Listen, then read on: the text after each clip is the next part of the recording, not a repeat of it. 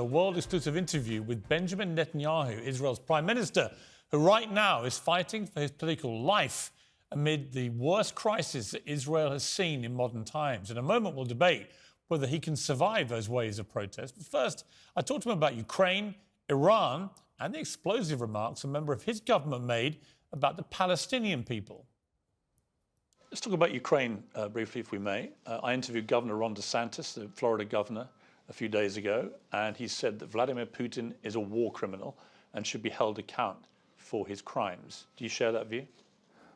Well, I think that I share the view that the Ukraine war is a horrible, horrible tragedy, that it should be, if I can do anything to help stop it, I will.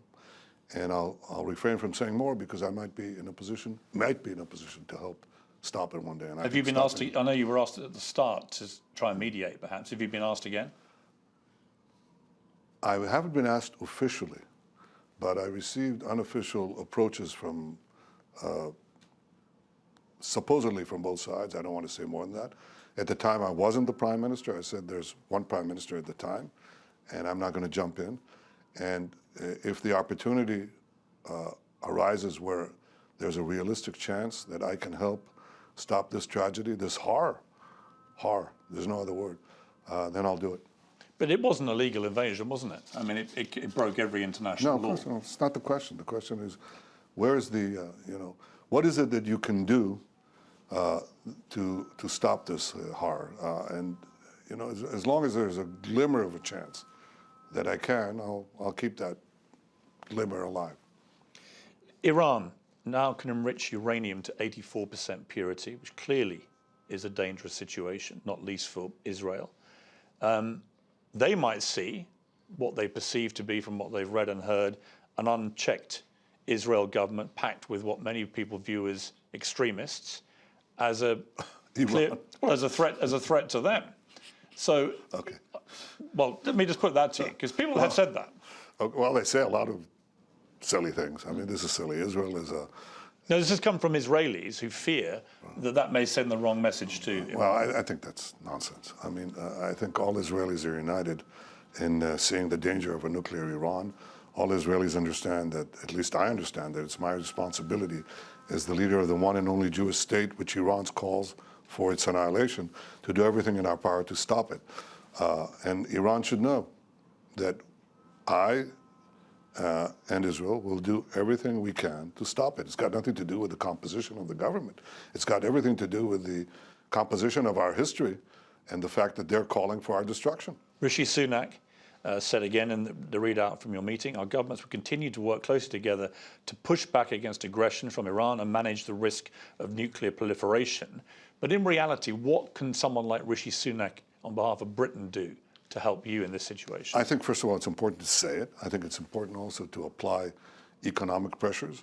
I think the combination of crippling economic sanctions and a credible military threat can hold back Iran's nuclear ambitions. I don't think, without a credible military threat, you're not going to stop Iran, just as the only thing that stopped Saddam Hussein was a credible military action on our part.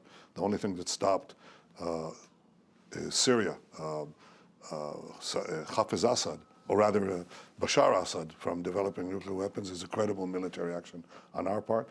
Gaddafi feared a credible military action on the part of the US, so he gave up his nuclear weapons. North Korea didn't. So it has now nuclear weapons that can cover half of Asia and very soon perhaps the United States. Iran is 50 times more dangerous than North Korea, and we must do everything, and I must do everything, to prevent it from having nuclear weapons. What is required from the international community?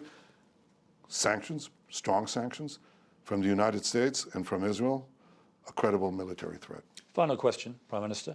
There have been 88 Palestinians and 15 Israelis killed so far this year. It's the highest rate of deaths in 2 decades.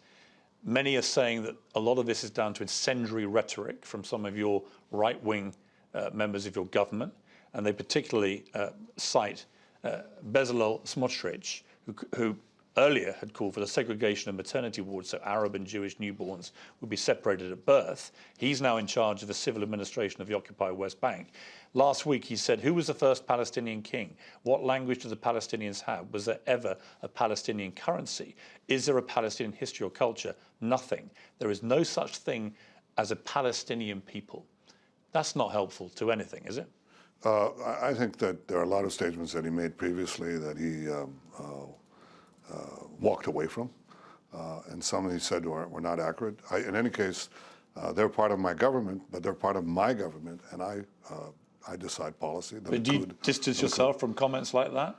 There are many comments. When he called for the Palestinian town of Awara to be wiped out? Of course not. That's totally unacceptable. And he said, someone like him he corrected. Should somebody? But wait a minute. Be fair to him. I don't know if it was 20 minutes later or 30 minutes later or whatever, or a few hours later, he said, I was misunderstood. That's not what I meant.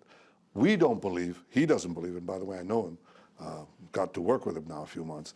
We don't believe in collective punishment. I go after the terrorists, I go after those who support the terrorists, but I don't believe in collective punishment. I also think that you should know that the rise of Palestinian terrorism and as a consequence, the fatalities that you're talking about, actually happened in the previous government. It doubled the number of shooting incidents, drive-downs, and other things that are involved in terrorism came from the Palestinian side. And the weakness that we have here is the weakness of the Palestinian Authority that doesn't send its security forces to stop the terrorists, and therefore we have to do it. And what we are trying to do right now is calm things down, put if you will, put some kind of mechanism in place that we're trying to do with the Palestinian Authority and with others to stop the violence, but or at least reduce it. But members of your government saying stuff like that is unbelievably incendiary. Well, that comment on that village is absolutely right, and he walked away from it very quickly. But his comment saying there's no such thing as Palestinian people. Well, he has that view. Do you have that view? No, I think there wasn't a Palestinian people in the 19th century, clearly. Do you think there's a Palestinian people now? I think it galvanized, their national consciousness galvanized in the 20th century. And the question is, will it hold or into the future? That's something that has to be seen. But I think they're there. They're definitely, living among us. And we have to live among them. The problem we have with them is that they say, you're not going to live among us.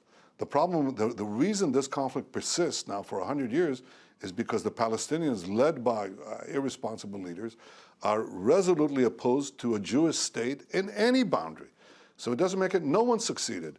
Previous governments, very left-wing government, generous governments, unbelievably concessionary governments, they gave everything, nothing helped because they are not interested in a territorial resolution.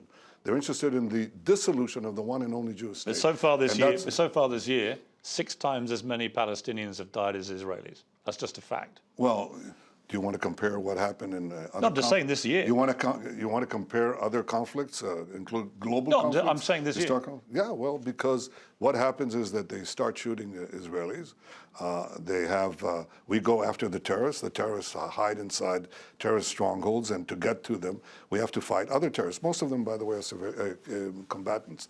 That is, terrorists who've been hit. But in the crossfire that is there, I wouldn't judge the justice of a battle by the number of casualties on either side, because you'd be in very, very shaky historical ground, and you know that very well.